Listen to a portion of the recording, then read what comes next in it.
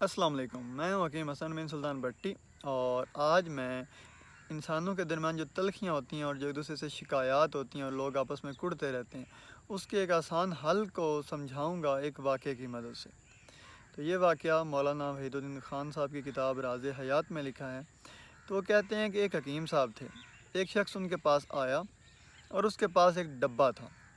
اس نے ڈبہ کھول کر ایک زیور نکالا اور اس نے کہا کہ یہ خالص سونے کا زیور ہے، اس کی قیمت 10,000 روپے سے کم نہیں ہے۔ اس وقت مجھے مجبوری ہے، تو آپ اس کو رکھ کر 5,000 روپے مجھے دے دیجئے، میں 1 ماہ میں آپ کے روپے واپس کر کے اسے لے لوں گا۔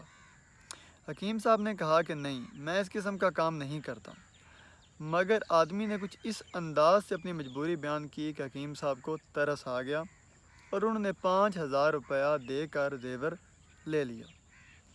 اس کے بعد انہوں نے زیور کو لوہے کی الماری میں اس جگہ پہ بند کر دیا جہاں پہ سونا رکھتے ہیں۔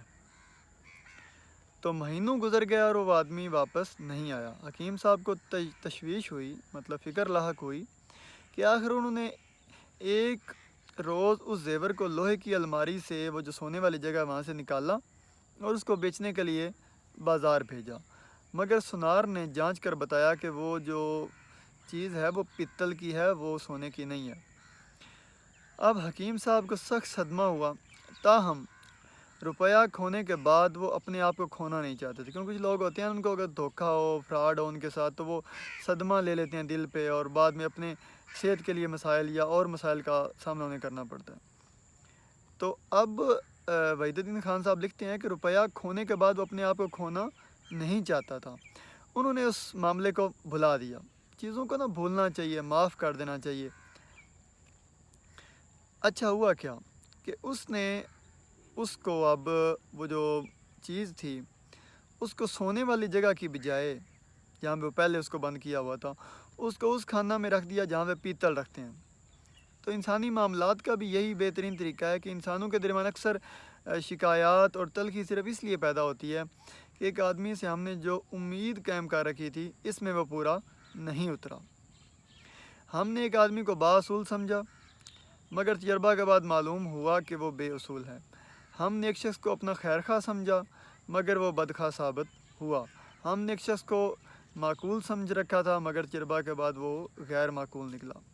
تو ایسے مواقع پر بہترین طریقہ یہ ہے کہ آدمی کو اس خانہ سے نکال کر اس خانہ میں رکھ دیا جائے، جس چیز کو ہم نے سونے کی الماری میں محفوظ کر رکھا تھا اس کو اس سے نکال کر پیتل کی الماری میں ڈال دیا جائے۔ تو یہاں تک تھی مولانا وحید الدین خان صاحب کی بات۔ تو اصل میں ہم امیدیں بہت زیادہ قائم کر لیتے ہیں۔ ہمارے ساتھ کوئی بندہ ایک دفعہ دھوکہ کرتا ہے تو ہم دوبارہ بار بار اسی سے دھوکہ کھا رہے ہوتے ہیں، جیسا کہ حدیث شریف بھی ہے کہ مومن جو ہے وہ ایک سوراخ سے 2 بار نہیں ڈستا۔ اگر آپ کو صحیح والا، پوری طرح والا کسی نے دھوکہ دیا ہے تو دوبارہ اس پہ وہ اس کو ذمہ داری نہیں دینی چاہیے اور دوبارہ اس پہ وہ اعتماد نہیں کرنا چاہیے، اور ہمیں امیدیں کم پالنی چاہیے۔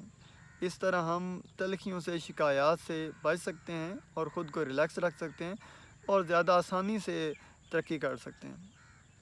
تو آج کے لیے اتنا ہی، اللہ حافظ۔